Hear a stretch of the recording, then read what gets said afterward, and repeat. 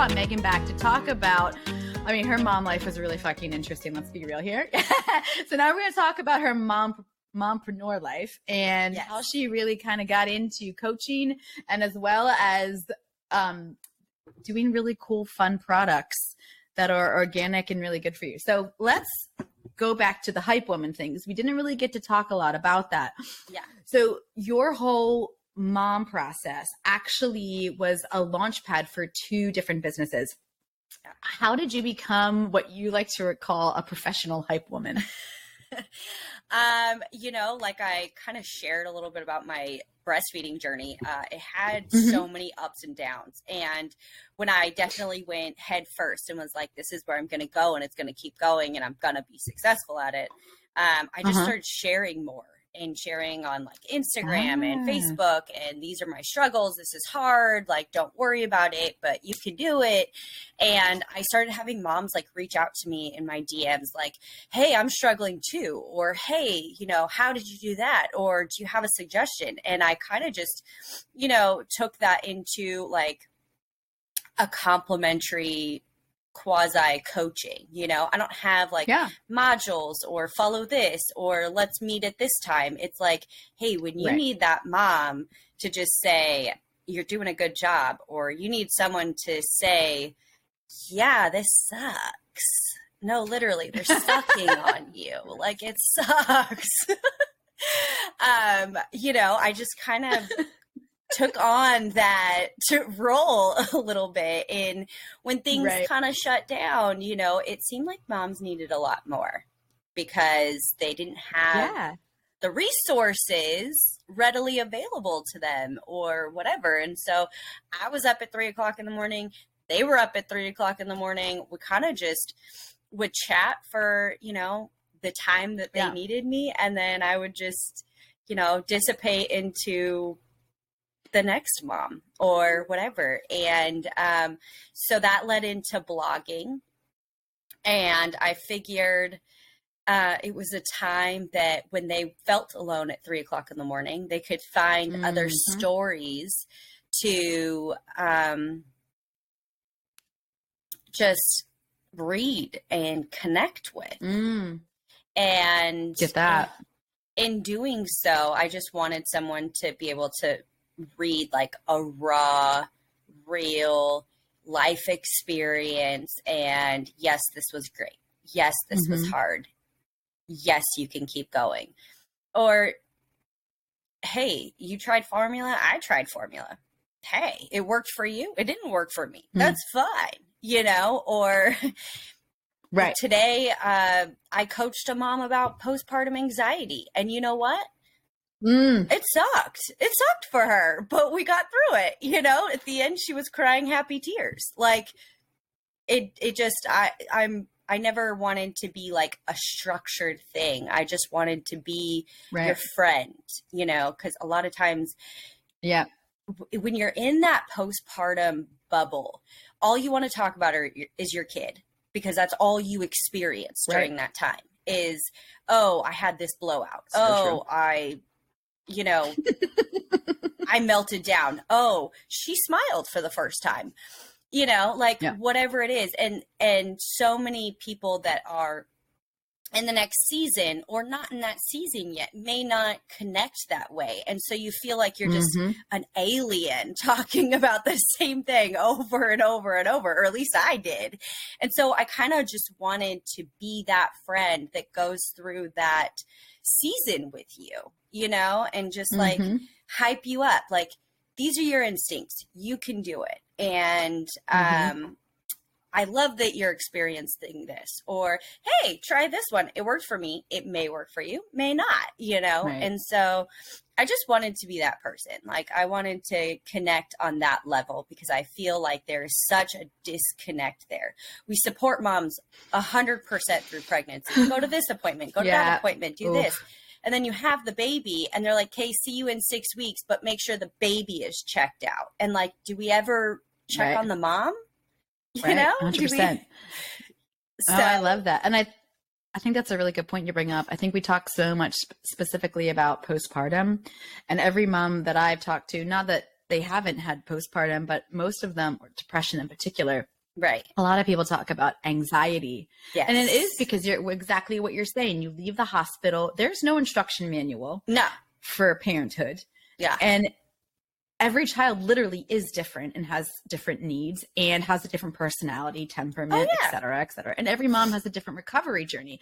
And I like what you're saying because sometimes our friends, the ones who love us the most, really are our biggest detriment because they want to explain to us the best way to do it, or our own mothers. This is what I did. We were just talking about this. Yeah. This is how you should do it. And it's like, and we say that we're being non-judgmental, but really when we give that advice, we're expecting somebody to take it because it worked for us. And we're not leaving it out there to be picked up or discarded. Honestly, we expect that our knowledge is better. And I catch myself doing it now, and I'll call myself out on it. But that's kind of how this podcast started, because I want people to understand that you can take things or you can leave them. And it's all about what works for your life, you know? Yeah, exactly. And to do it in a non-judgmentally. I also like how these women are like sliding in out of your DMs. Yeah. Hey, how you doing? I need some help. Like 3 a.m. How you? Oh. You topless too? Oh, you struggling?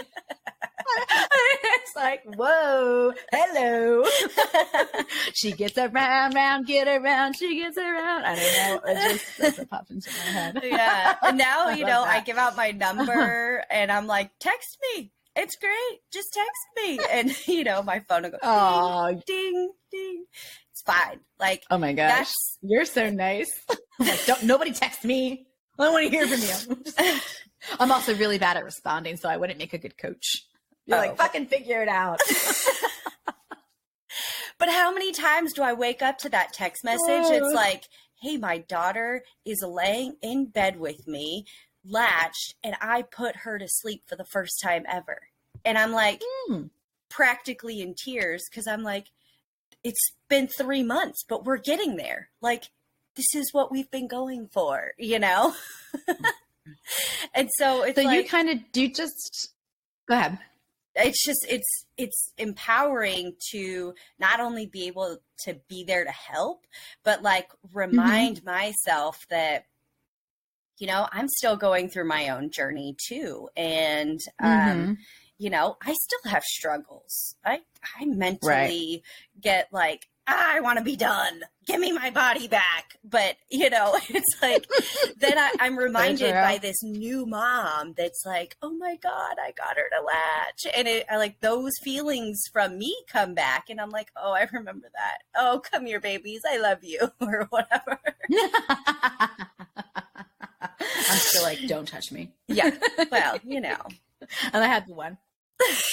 That's so funny because people talk so much about like the euphoria and breastfeeding, and I never had that experience. Breastfeeding wasn't really difficult for me. We caught my kids like tongue tie early, and it was fine, but it still felt like a chore to me, and I never loved the idea. I never loved the action of it per se. I loved the fact that I could make his food and that I could feed him anywhere, anytime.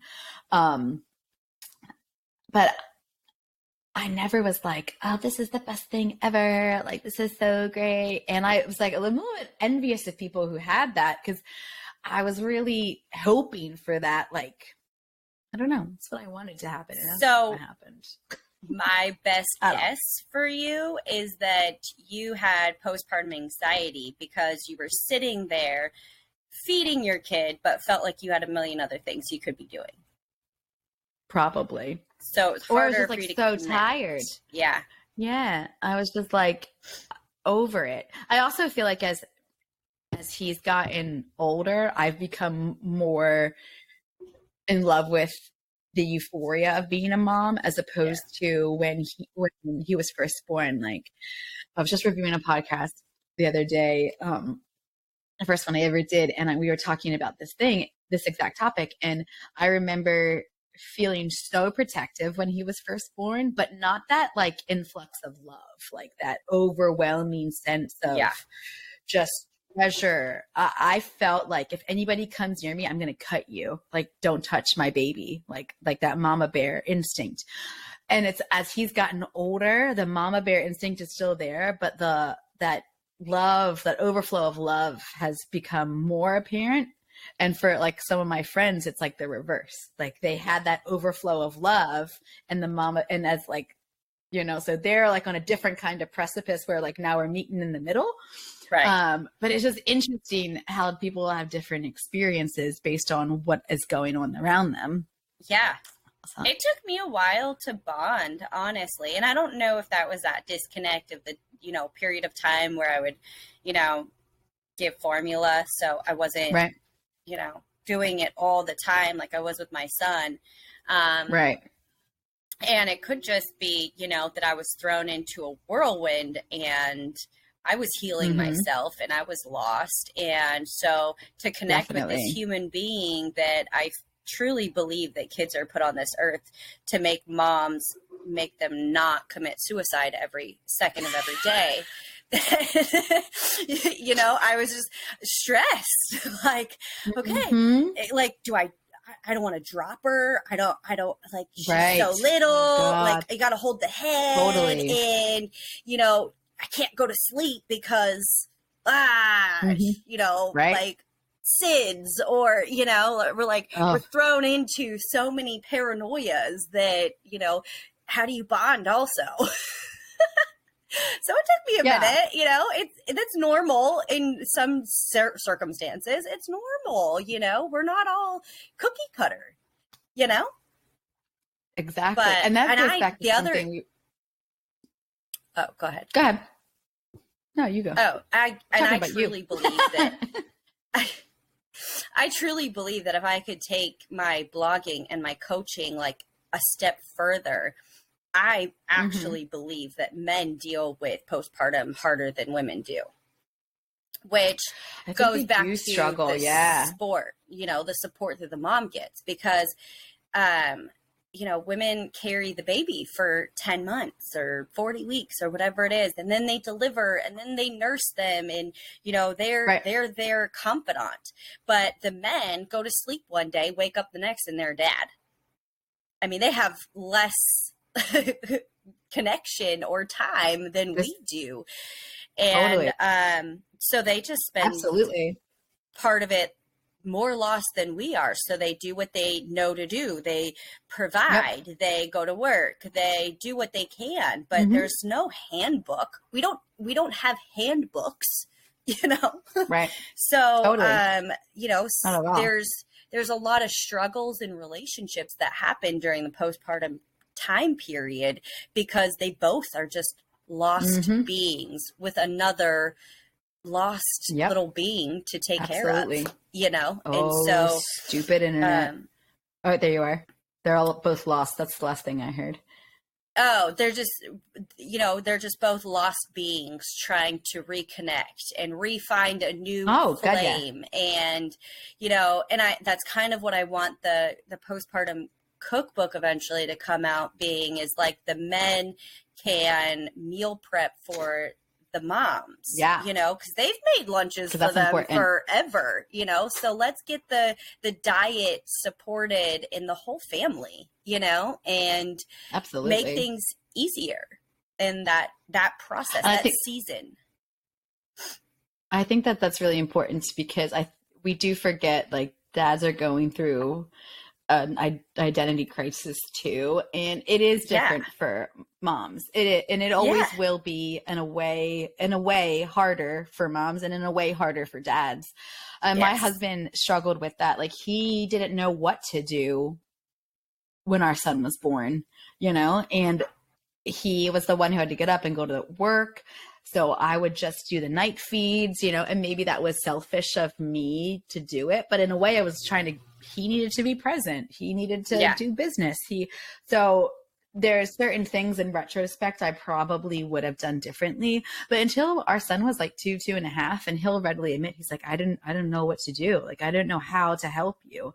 I didn't know how to engage with him, you know, and he was great. Like he would hold him and feed him and, you know, take him for walks, you know, And, when I was ready to like put my head through a window, that it is hard for dads because they don't have those 40 weeks or whatever with baby. Yeah. Literally growing them. And if you are breastfeeding, you don't, you can give the kid a bottle, but it's not the same. It's just not the same. I remember we would be hard pressed not to mention dads. I remember being at a wedding when we first got pregnant, and it was his friend's wedding, and we were sitting around the table with his friends, and he was like, I want to tell him. And I was like, yeah, sure. It's your child too. So, these are your friends. Yeah. It's whenever you feel comfortable. So he was like, oh, we're expecting a baby girl or baby. I don't even know if we knew the sex at that point. And his friend was like, oh man, that's so awesome. Like, oh man, your whole life is going to change.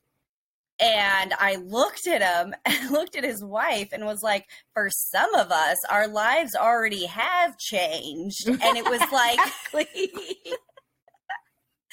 and his wife was like, yeah, like, pregnancy, it changes, as you're sitting there drinking champagne and I'm not, or whatever. Yeah. And so it's like, that is a disconnect time, that I don't know, that would be a passion and a dream of mine to be able to just connect families as a unit during the season of that. So because it is hard to connect. And I mean, for me, pregnancy hormones like normalized me. So I was much calmer than I usually am. I like evened out crazy. But good for you. A lot of people don't have that. I know, right? I told you my hormones are fucked up. So I think that's a really interesting perspective to like bring the dads on it too. So why is it important to you for these women to find success on their path? And, why is it important to you for the dads to find some kind of solace in this process, this coaching process? Honestly, because I want to, I think we go back to, what we talked about yesterday is I want to re-empower moms to go back to their gut instinct and trust themselves, and dads too. Yeah. And I want the open communication of how to co-parent healthy together, and that starts from day one. That starts from the womb. That starts from, hey, we're planning on having a kid. Let's clean our bodies, eat healthy now so that when we conceive, we're, more equipped to go through this. And once you get the postpartum time kind of dialed in, once you get to toddlerhood, you have better systems to feed or snacks or build, the diaper bag, or got to run out with this or that, or let's get you buckled in. But the new season is like detrimental to the learning curve. And I just want to be there to support them, tell them everything's okay, and encourage them to trust who they are because they were given that child. No one else was. You can take advice from A, B, C, D, and put it all in a basket and figure out what you believe. And that's completely fine. I had a mom ask me today, like, hey, I want to, I drink bone broth every day. I'm expecting. Oh, nice. Yeah, and I want to add sea moss to it. And someone said, oh, you don't want to add those minerals or whatever. And I said, sometimes when we crave things, it's because our bodies are lacking it, especially in pregnancy. Yeah. So if you want to add sea moss to your diet, try it once a week or once a month. See how you acclimate to it, how you feel afterwards. Yeah. And if you want to increase it, great. If you don't, decrease it. But you don't have to listen to that person's perspective and take it as gospel, Like, right. Absolutely. It comes down to how you feel, because sea moss may be great for you and terrible for me. Who knows? Right? Absolutely. Like, I love this place of empowerment and we were talking about this before we recorded, but I think it's something, and it's come up for me a lot, and something I think is always important to discuss regardless. we live in a system in our culture where everything could go wrong in pregnancy. You have to have all these checkups. And like you're saying, you get this checkup and this checkup and this checkup. And it's like, let's see if the baby's measuring this. Let's see if this is right. Are you healthy? Oh, what could go wrong? Oh, glucose test. Oh, this. And women from the onset of their pregnancy, and maybe this actually happens earlier, we're told that we're not capable of doing something that's organic. Now, we all have choices in it, and we all are different beings. So if you want to have a C-section because that's easier for you, that's amazing. You should be empowered by that choice. If you want to have a home birth with you're in the middle of the woods in a rainstorm, fucking fantastic. You should be empowered to have that birth.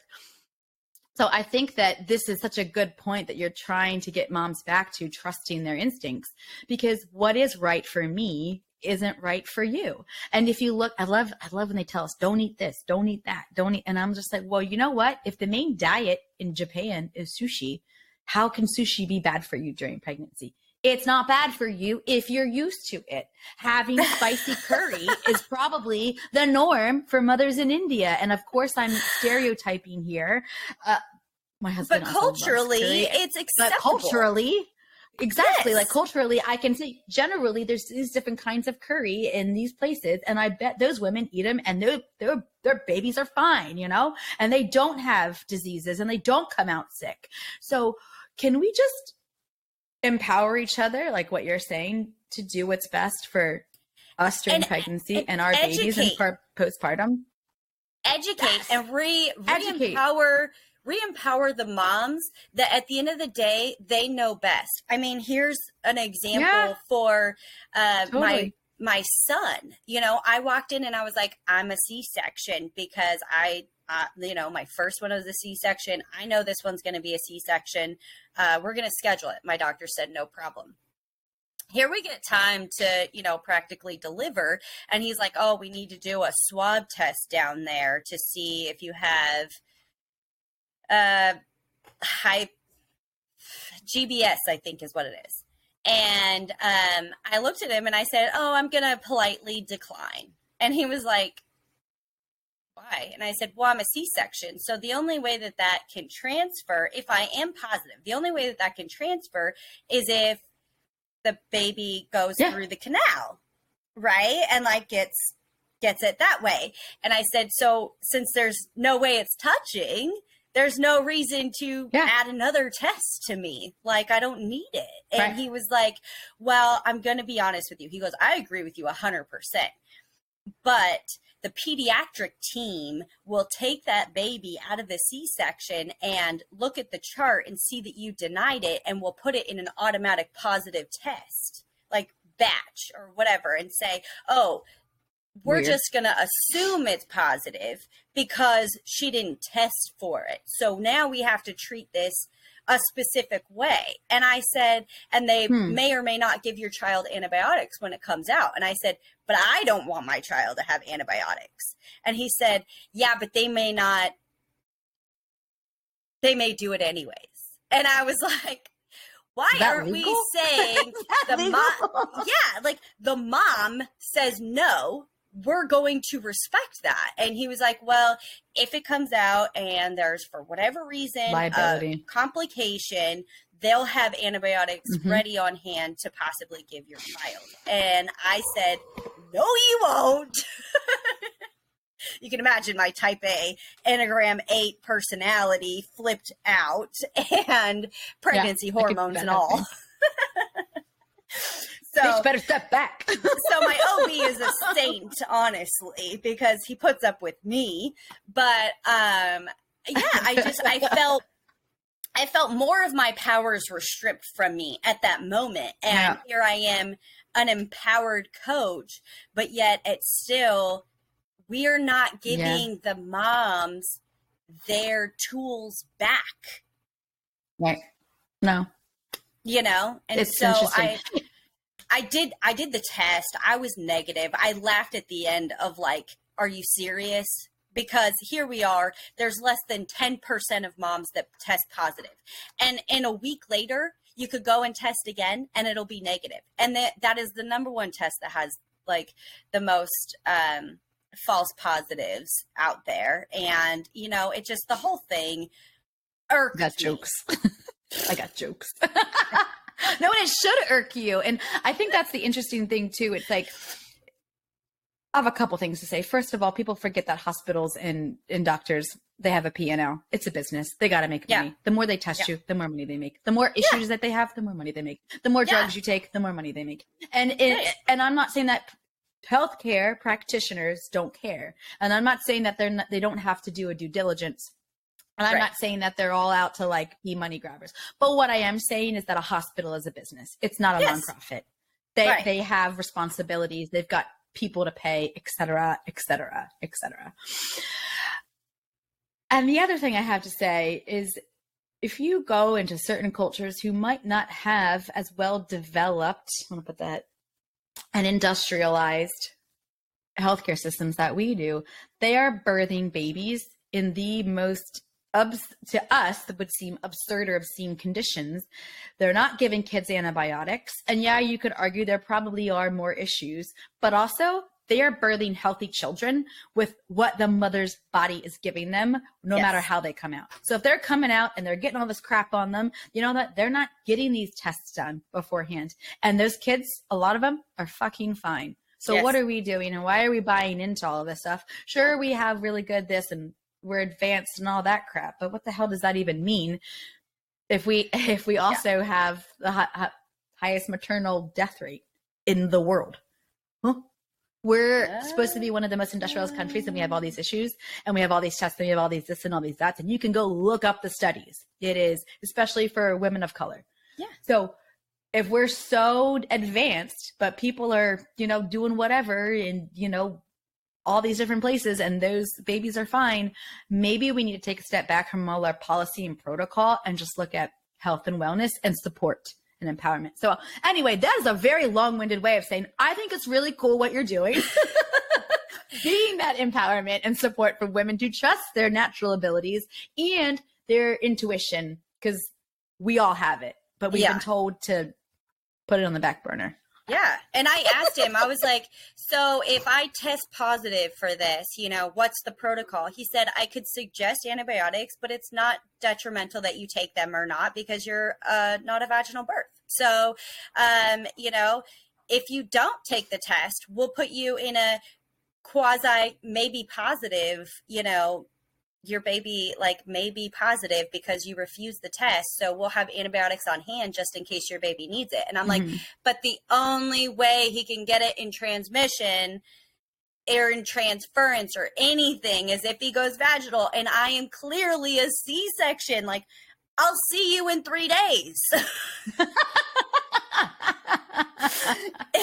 Like, there's no chance of, you know, unless I'm in my bed and he crowns while I'm sleeping, which would be a miracle, there's no way that, you know, and then I wouldn't need your intervention anyways. So, like, yeah, you know, I was blown away that I had to take this test, even though there was zero probability. And, you know, here we are. Everything was fine. But, you know, I had to be known that I didn't agree. Well, I just had to get it out there. Just wanted to complain. Yeah, like throwing it out there. Listen to me or not, I don't care. So when you're going through coaching women, how do you base your insider information on, I guess, how do I want to word this? When someone comes to you with a problem, how do I give my advice? Yeah. How do you give your advice? Like, what's your process? It's going to sound crazy. It's going to sound absolutely crazy. I listen to the mom.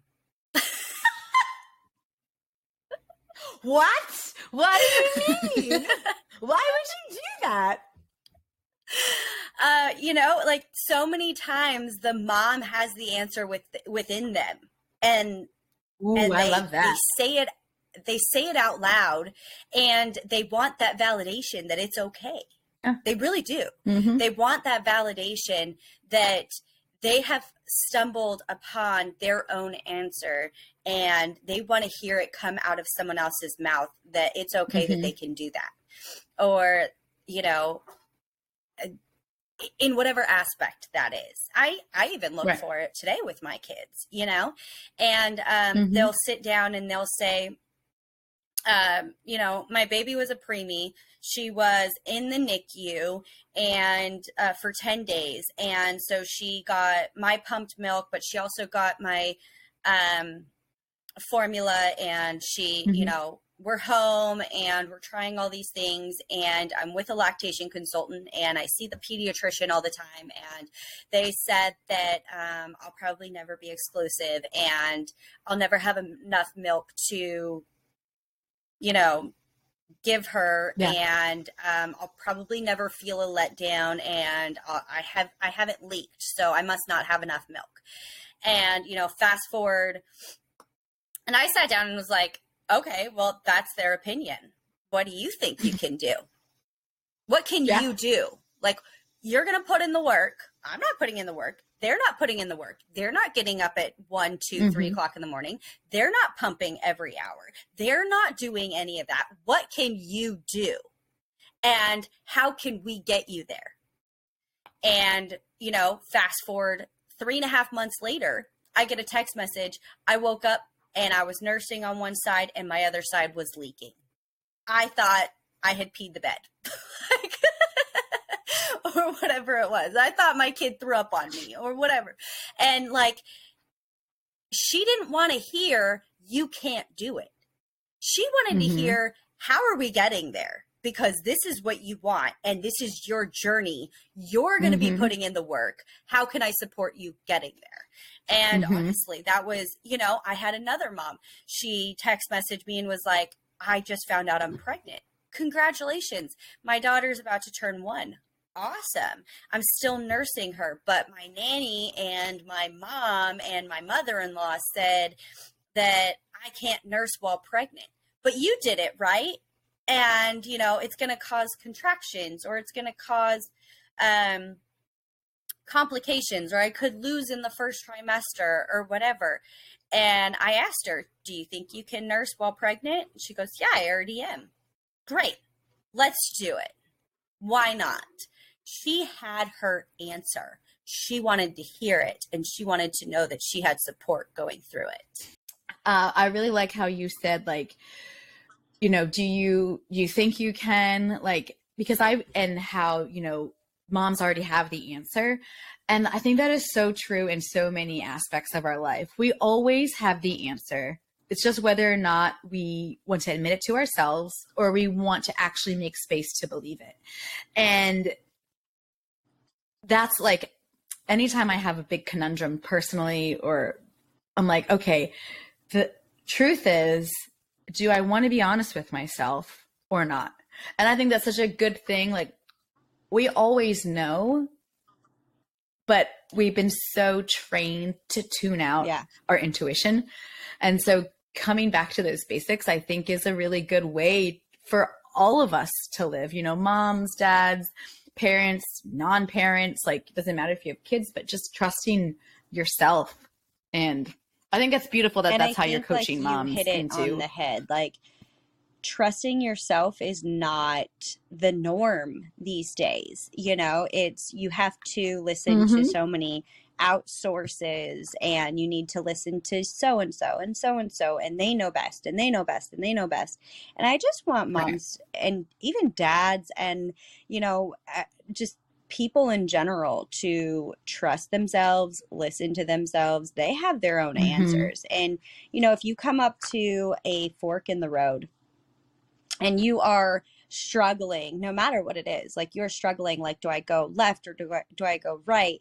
And you just have to know that in conviction, whichever direction you choose was the right decision, and never question what would happen if you went the other way, because you need to not focus on the what if and just go full force in whatever decision you made and trust that that was the best one you did.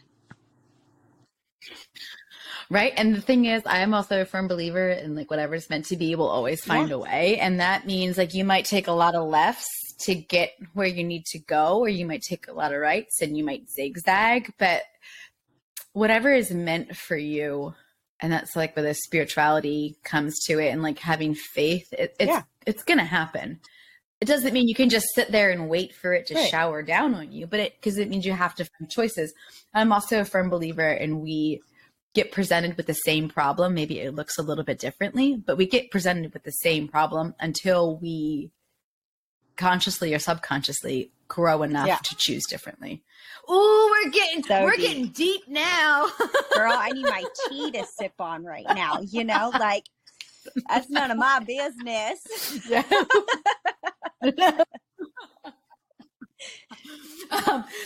But your journey into motherhood has also prompted you not to just help moms and blog and coach, but also do some deep digging into nutrition and wellness, and it prompted your own skincare line, Tallow and Honey. So for people who don't know, like me, because I had to research this, what is tallow and why do we care about it? Tallow is beef fat. Like, let's make it pretty, right? So you take like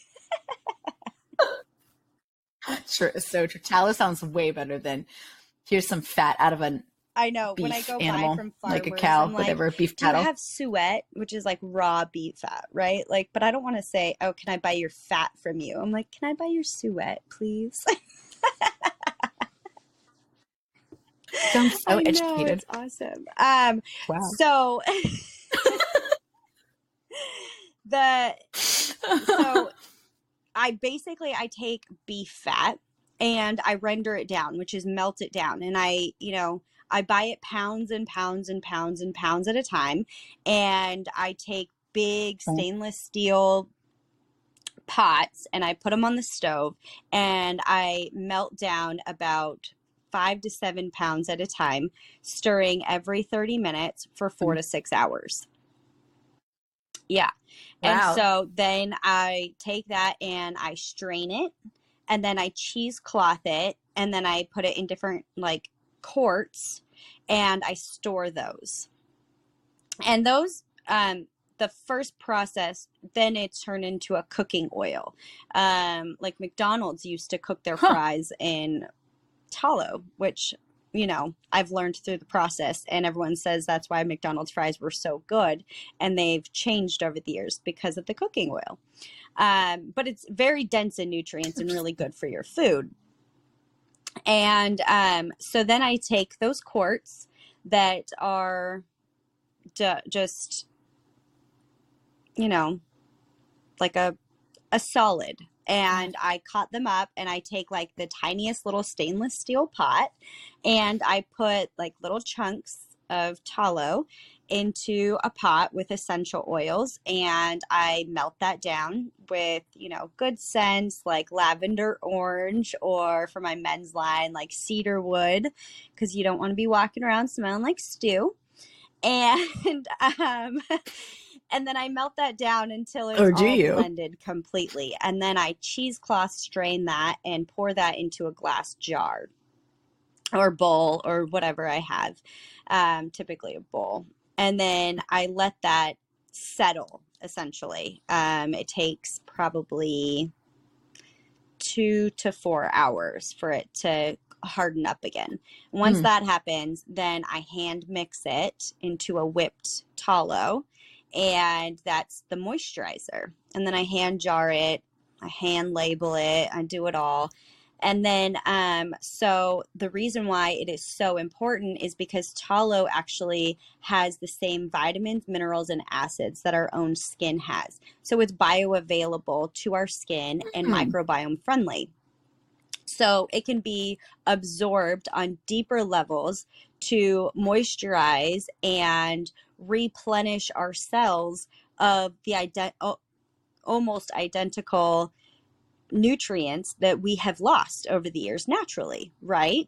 So that's why I kind of just call it like an everything solve, because it's not about what it can heal for you. It's about replenishing your body and giving that power back to, heal itself in the whatever aspect that may mean for you.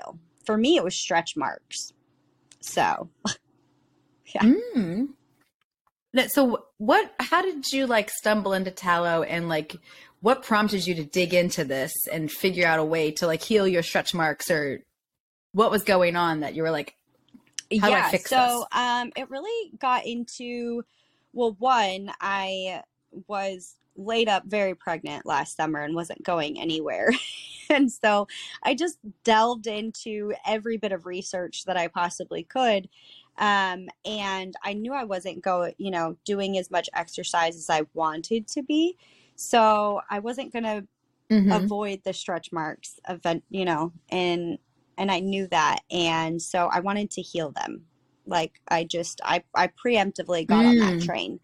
And, being the, postpartum breastfeeding coach that I was like, I'm going to make my own breast milk lotion. And I'm going to blog about it, and people are going to just love it. And I'm going to heal myself with myself. And supply and demand. I got over that real quick. Okay. Keeping you grounded, girl. The universe was like, no.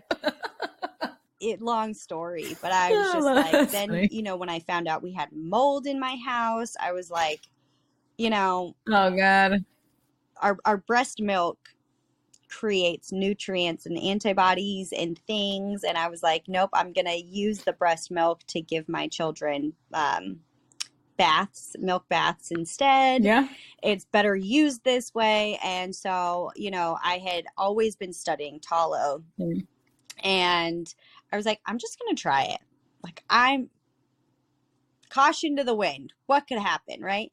And I'm obsessed with Manuka honey. Like, I use it for everything. You have a sniffle, Manuka honey.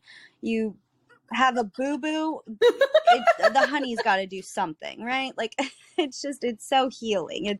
It's really a medication in and of itself. And so I was convinced, like, I'm going to be tallow and honey, and it's going to be like grass finished beef tallow, and it's going to be Manuka honey because it's so dense and healing and all of the things. And I was so excited.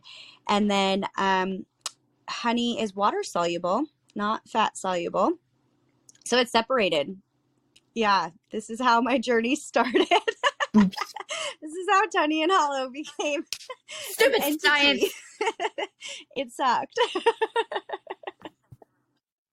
It sounds really frustrating. I would not be okay with that. So then I studied Manuka more and more and more and more, and I learned, I fell in love with it even more. And I found that there's Manuka oil, which is the plant that is pollinated but turned into an essential oil. So it's 1,000 times more potent. So you just need a little bit to go a long way. And it has the same antimicrobial properties, antifungal, anti-inflammatory, antibacterial.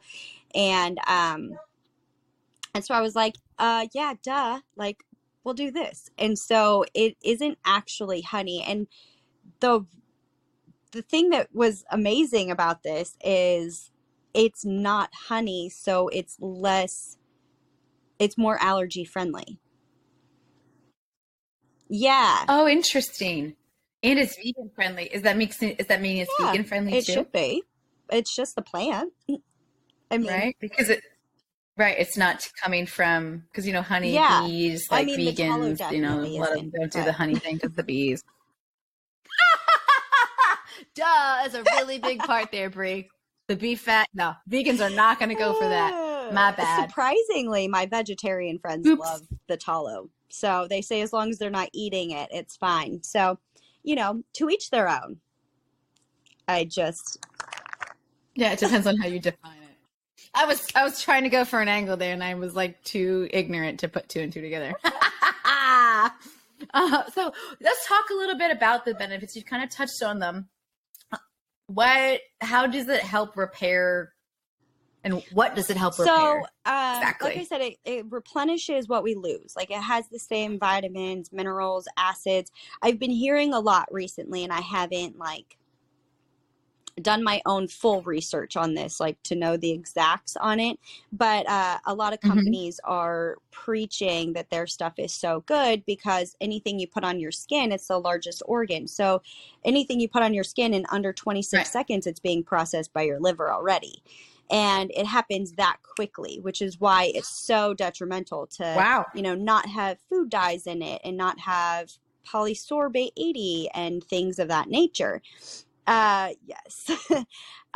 So if you have a product that is bioavailable, clean, organic ingredients, natural, from the earth, you know, my essential oils are from the earth, very natural, and microbiome friendly. Once it gets to your liver, it just keeps processing and goes through. It's recognized as something that your body already naturally has and produces. So it doesn't back up your liver for it to be more functional for other things in your life, right? So that is a huge thing, especially with, you know, how things are in today's society. We're just, you know, you can have that extra margarita if you want because, you know, you got clean stuff on your skin. No.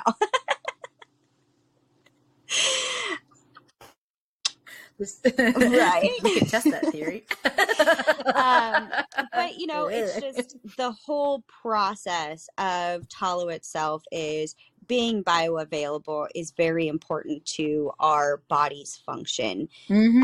So that first and foremost is just like very detrimental. The reason why it's able to heal so many layers on deeper levels is because it's recognized and absorbed, right? Like we put coconut oil on our skin, and how many times do you walk around like feeling sticky and just like this? Because it's like homeogenetic. It doesn't actually absorb into our skin very easily. It's not recognizable. So we can, you know, go into a scientific lab and remake synthetic things that might make it semi-recognizable, and so it will absorb, and that's why lotions work. But you can have something that actually just is recognizable, absorbs completely, goes into your skin, heals the layers layer by layer, reactivates your skin cells that may have, you know, gotten lazy over the years or died or, you know, have been burned or things of that nature. And it reactivates on so many deeper levels. For my stretch marks, I actually took my scrub and I scrubbed my stomach twice a week, really quickly in the shower, just quick scrub.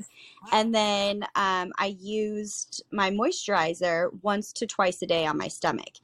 And what the scrub did was it activated the blood flow in the cells to open on deeper levels. So the reason why my stretch marks never came back is I healed layer by layer by layer by layer by activating, opening, and then sealing and moisturizing. And it opened up the cells. They absorbed all the nutrients and then they healed. And then they absorbed and they healed. And so that's kind of why the idea of acne, it helps. I mean, yes, always go to root cause for everything and heal your body on every level, but also like make sure the ingredients you're using is supporting that healing process. And that's what tallow does. So let's look at these two products that I have here. We got the Tallow and Honey limited edition and then the Killer Bee. What are the difference between the two and how should they be used? Okay, so the Killer Bee. So I just activated my arm. The Killer Bee is the scrub, and the scrub has tallow, jojoba oil, orange essential oil for your vitamin C boost, and it has blue tansy for deeper detoxifying. It gets into, you know, your pores, and it helps flush out your pores. And then it has black Hawaiian sea salt in it. So the black Hawaiian sea salt starts at as lava, and it naturally I know. It naturally gets filtered through coconut shells, and then it gets to the ocean and it seizes into a salt. So it has a natural activated charcoal in it. So if you have, if you're just trying to Rubbing myself. Sorry, I'm just over here like yeah. listening. So if you're trying to, heal, clean, refresh, the salt, as most of the time I use like a salt scrub, it's very drying and you feel just like sucked, right? Like you can't, well, the tallow is a fat base. So it's very oil dense nutrient. So if you scrub with first of all, it's a different scrub than a traditional one because it is fat based. But I walk away, I'll wash my face and I'll forget moisturizer most of the time because I don't feel suck dry. I feel clean and I feel refreshed, but I don't feel suck dry because the tallow balances out very nicely that salt. I even use it, double it as like a face mask. So I'll make sure I have a clean face. I'll throw it on very lightly. I'll go do the dishes, leave it on for like 10, 15 minutes. I'll go back to the sink and I'll just lightly exfoliate. And I'll exfoliate all the way around, and then I'll get my soap and I'll wash, and then I'll wash it off because if you just throw water on it, it'll bead off because water and fat don't mix. So then, you wash it off with a good soap. I think a goat milk rosemary bar from Amish country, like I think it was $5, but it's simple ingredients. And so, I just wash off my face, and then you can put tallow on top of that, and you'll notice that you don't feel greasy. You don't feel like you're wearing something, and you just feel refreshed and clean and, ready. I have never felt better in my skin. And through my coaching, I obviously want moms to feel good about themselves too. And so I created this because I wanted everyone to feel good in their skin. I did trial and error for 6 months before I was like, okay, I need a business license. And I did study, I researched it 6 months before that. So, I'm blown away. And the limited edition is going to be coming up very soon. I'm going to launch in the fall, but that's going to be my anti-aging line. So, yeah. Oh, good. I need that. Hold on.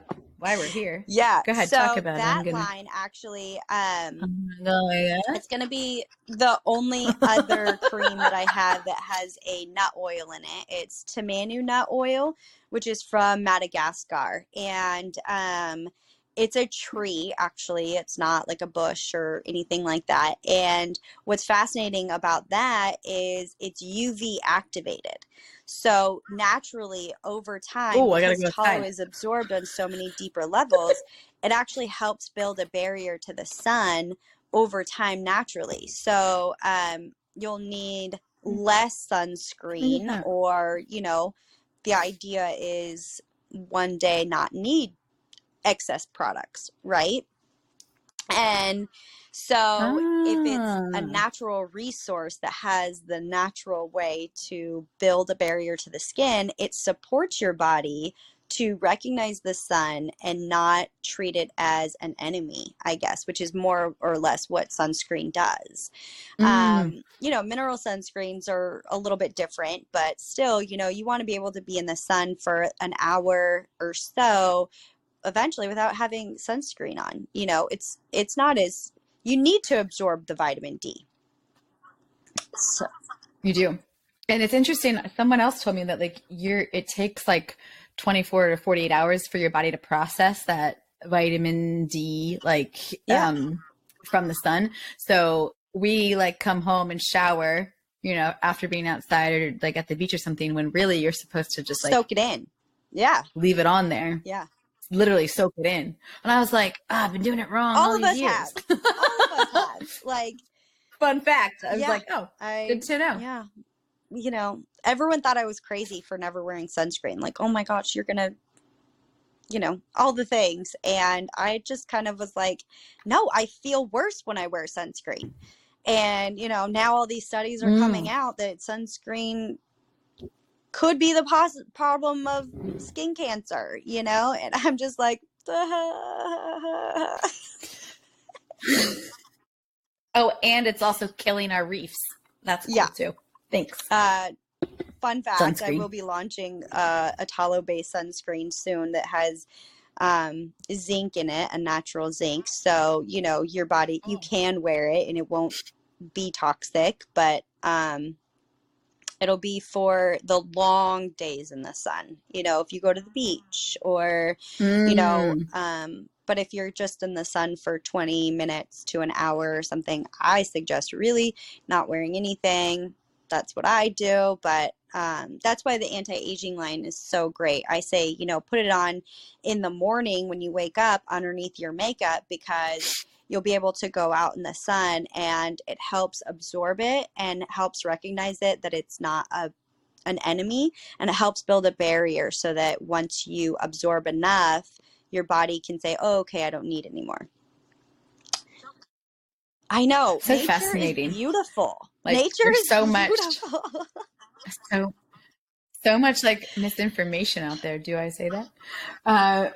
Because you're told to do this, that, and that's healthier. And then it's like, well, if we do it if we actually understand a process, and I'll be the first to say, I don't understand a lot of processes. So whatever. My kid asks me about like photosynthesis and crap all the time. And I'm like, ooh, I don't remember. But if we understand like some of the processes and like the natural way to things, it's interesting that there's probably more natural and organic ways, see some buzzwords, to exist, that you don't have to have all these like excess products and like worries. But we're not taught that.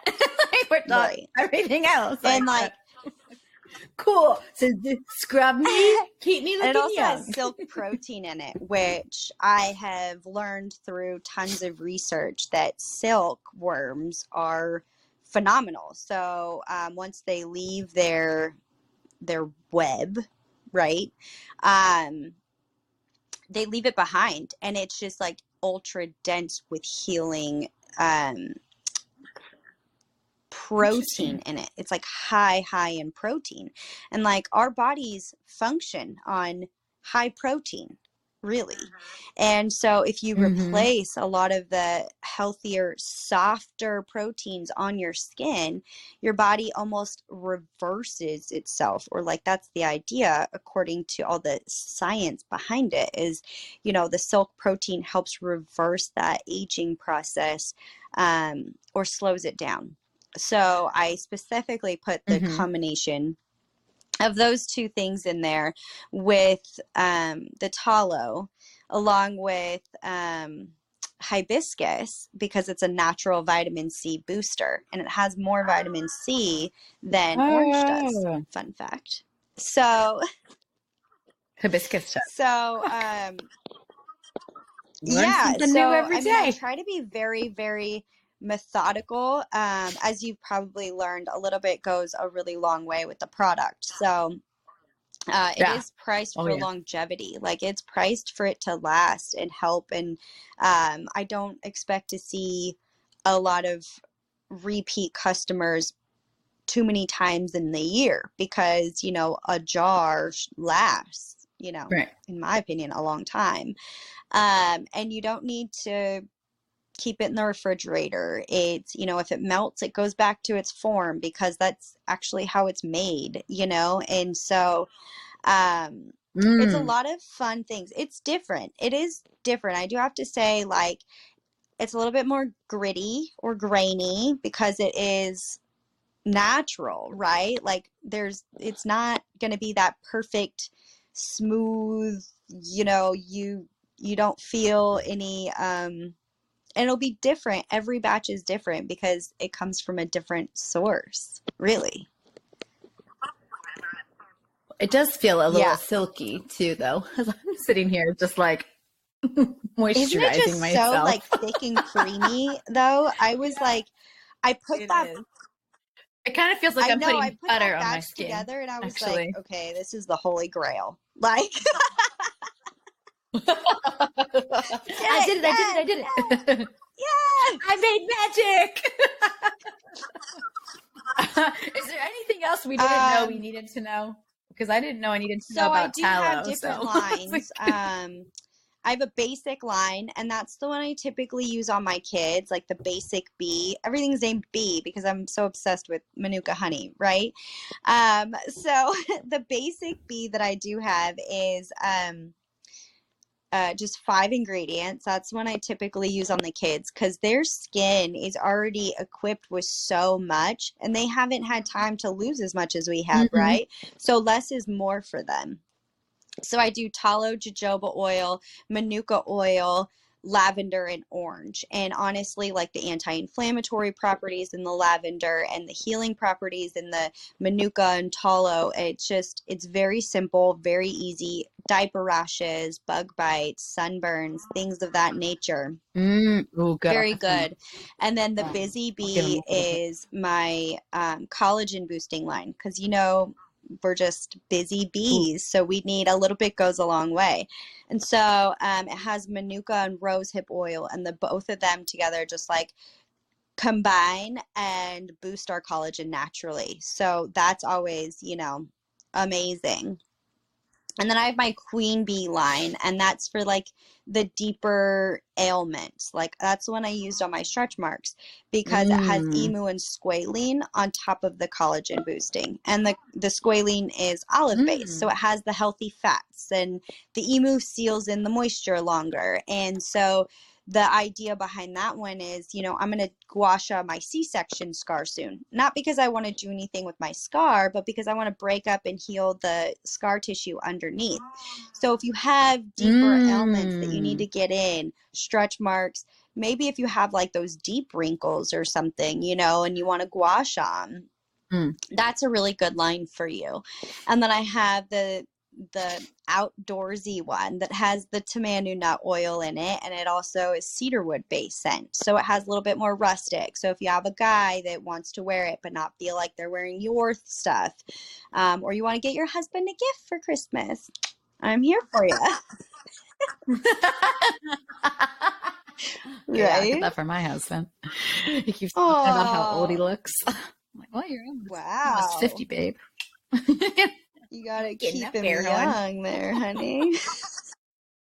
I'm trying. I just think I'm giving him more gray hair and more bald spots. Yeah, that's what I'm doing. That's always fun. It's fine. Works for him. Yeah, what are you gonna do?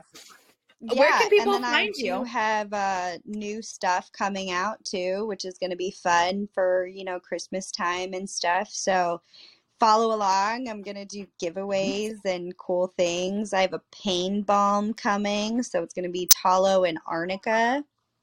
Ooh. So we all know arnica really helps with pain, and that's a natural plant. And so, that's right up my alley. That'll be coming soon, and the sunscreen, and I'm planning on a hair mask, just like a overnight, like, ooh, yes, very dense. Not feel like you're wearing it, but you can sleep in it. You can wear it a couple hours under a hat or something, and then wash it out, and your hair is just silky. So yeah, check it out because I like that. All of it. We're trying to. My goal is like replace multiple jars in your life with just like one thing, and it helps. Yeah, whatever you need. And so the joke in my house is, oh, just put tallow on it. Like, like, oh, you have a sniffle, throw some tallow up your nose. Not medical advice. But it's like, it's the joke, right? It's the joke in my family. And so I'm making stickers right now that you can put on your water bottles that says put tallow on it, because it's like the joke of my house of like, we just put it on everything. But yeah, it's a lot of fun. I mean, I never knew that this was my passion, like coaching, Funny how that happens. breastfeeding, which I always thought was really weird, honestly. I was like, why do you breastfeed? Like, there's formula out there. Just what? And now here I am like, no, you can do it. I did it. You can do it. And, you know, playing with beef fat. Like, that's what I do for a living. Like, yeah. And I love it. I love it. I couldn't envision a better life for me, you know? But isn't that funny? It all just, I told you, it all just works out the way it's supposed to. You just don't realize it half the time. So where can people find your products? Nationwide, and that's tallowandhoney.co. Also follow on Instagram, which is tallowandhoney_. Both of those resources are great. You can always email or DM me questions anytime. I know. Slide into those DMs. I'm always there, girl. For real.